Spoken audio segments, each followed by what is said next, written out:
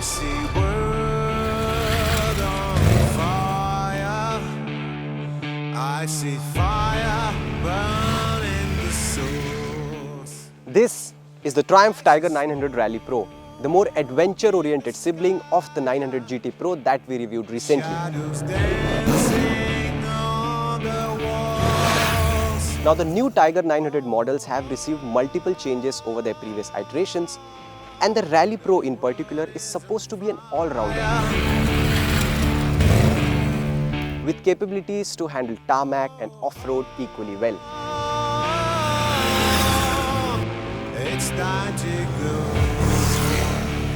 So is that the case with the Rally Pro? And have the changes made any difference? Let's find out.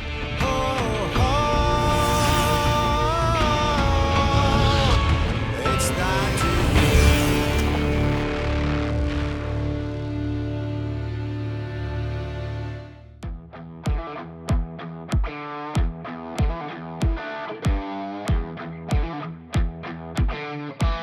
Let's start with my favorite aspect of the Tiger 900 Rally Pro, seating comfort.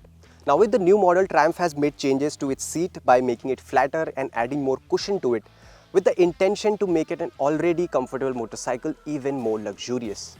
Now the seat height of the 900 Rally Pro can be configured between 860mm and 880mm with the provision given under the seat. Now both these seat heights are quite tall for an average sized Indian, and the shorter riders might find it a bit of a hassle to get on the bike. But once you're on the bike, getting your feet on the ground is not that big of an issue because of the slim design exactly where your inseam settles. I'm 5 feet 11 inches, and as you can see, I can't properly flat foot, but I can reach the ground quite confidently. Now on the bike, you have a very upright and commanding riding position, but it never gets uncomfortable.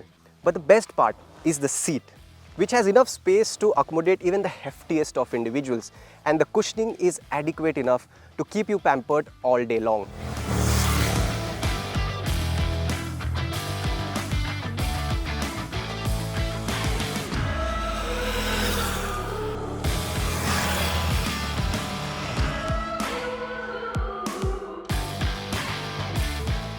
Another bit about the Tiger 900 that is bound to leave you impressed is the engine. While it was already great, Triumph made a few alterations to improve its performance and refinement. Its updated 888cc inline triple engine with T-plane crank gets a new cylinder head with larger inlet ports, new inlet and exhaust camshafts, new pistons, and a different exhaust can and header. What has been achieved through this is a higher compression, marginally higher torque output, and considerably higher power output. The motorcycle now produces 106.5 bhp and 90 Nm of torque. This power plant is truly a treat to operate. There's a clean pull right from 2000 RPM, which just keeps on getting stronger as you approach the red line. Get past 5000 RPM and it blasts ahead with a lot of urgency, and that strong pull continues till the red line. Stay anywhere above 5000 RPM and the motorcycle charges ahead like a hungry predator, especially in sport mode. What makes the overall experience even more fun and engaging is the soundtrack. It has that twin cylinder like rumble in the lower revs, which turns into an angry howl as you get closer to the red line. Moreover, the gearbox is super sleek, the quick shifter works like a charm, which means the entire process of going up and down the cogs is extremely engaging. The entire experience is so involving for an ADV, it makes me question my fondness for sport bikes. The engine can also be easygoing when you want it to. Dealing with city traffic is no hassle, thanks to the engine being tractable enough to chug along at 50 to 60 kmph in 6th gear. While the throttle response is sharp in sport mode, the acceleration is more progressive in road and rain modes. Even the clutch is decently light by big bike standards. Although you start feeling some heat being directed to your legs within 10 minutes of crawling traffic, it never really gets unbearable. Triumph has also managed to bring down vibrations, and you only feel some buzz on the handlebar in the higher rev range, and the vibrations are never obnoxious, which should make the touring experience more seamless. The Tiger 900 is happy and calm even at 120 to 130 kmph, and overtaking from there is a matter of a gentle flick of the throttle. What further adds to its touring prowess is the manually adjustable tall windscreen, which does a splendid job of deflecting wind away from you at high speeds. However, the windscreen assembly could do with better fitment as it rattles over rough patches, which is a bit of a downer on an otherwise extremely well-built motorcycle.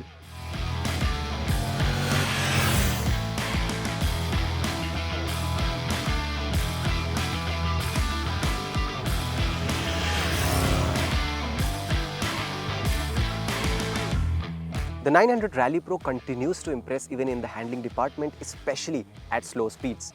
Maneuver the bike in traffic and it hides its 222 kg weight beautifully. Although you keep feeling that long wheelbase, flicking it from side to side is easy and fun. The handlebar is pretty wide, which means you get good leverage, further making traffic maneuvers easy. However, the bulbous fuel tank and the extremely wide handlebar elevate the experience or feel of riding a big motorcycle, which means newer riders might be intimidated initially, but you get used to in no time.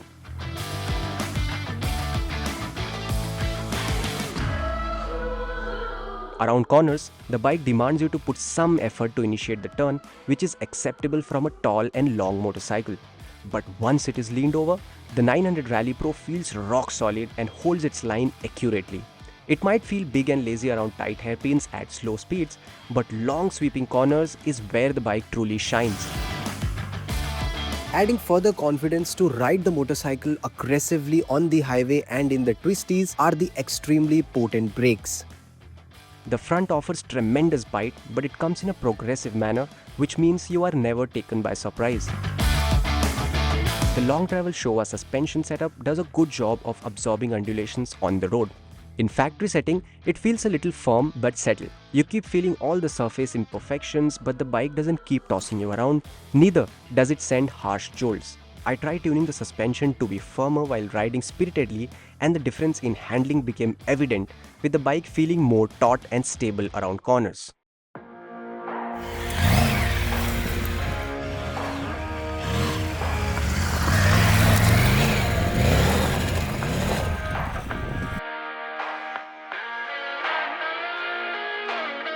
The Rally Pro does justice to its name by being extremely capable off-road.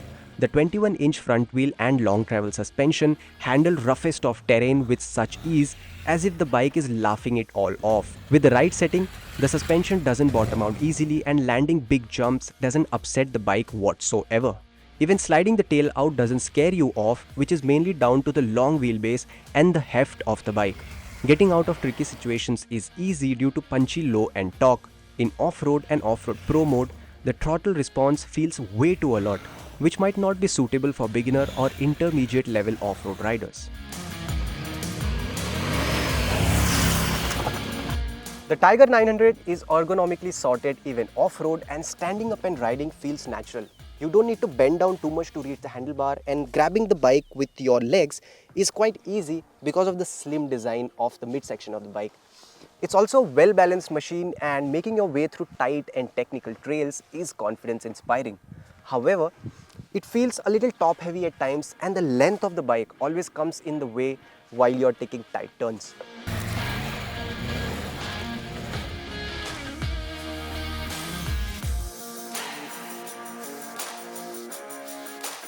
The Tiger 900 Rally Pro gets all the essential features you can ask for in a premium adventure bike and more. You get a quick shifter, multiple riding modes, multi-level traction control, ABS, cruise control, heated seat and heated grips. All the information is displayed on a large 7-inch TFT screen, which shows data in a clean layout and is legible even under bright sun. While navigating your way through different screens is tricky at first, you get used to it after a while. What's bothersome is the laggy nature of the screen. From booting up to responding to your inputs, everything happens at a very slow pace, which might get annoying at times. Also, it could do with more theme options.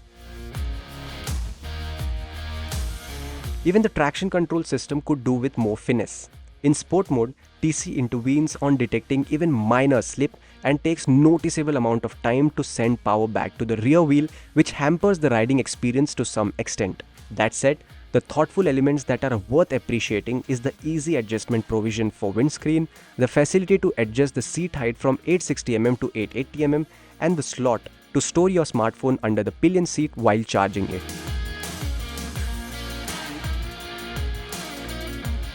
The Tiger 900 Rally Pro looks imposing with a menacing front section sporting a sharp beak and muscular body panels. The exposed chassis tubes make it look industrial and add to its purposeful stance, while the bash plate and upswept exhaust further speak of its ADV intentions.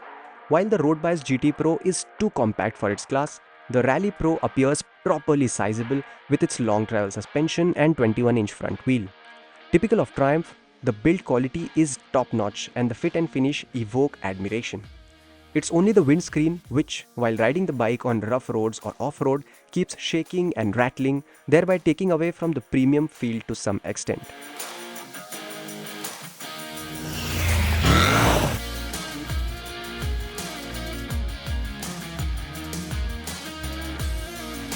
With its versatility and its ability to take on and off-road with equal ease makes it an easy recommendation.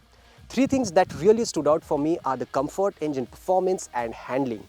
It can be ridden from dawn to dusk over multiple days, it's that comfortable. And the engine performance, it can be tractable when you want it to and it can blast ahead when you give it the command. And in terms of handling, it can be ridden at slow speeds and taken on corners at high speeds with equal ease and efficiency. Things which can be better is the laggy nature of the TFT screen, which gets annoying at times, and the flimsy fitment of the windscreen. The traction control system, especially in sport and road mode, could also do with more finesse, and if Triumph could mitigate the vibrations further which exude from this engine, that will just be a cherry on the top. Now, if you're out in the market for a big premium adventure motorcycle, something that can take on tarmac and off-road with equal efficiency, the Tiger 900 Rally Pro should be somewhere high in your preference list. I'm Anuj, signing off for now.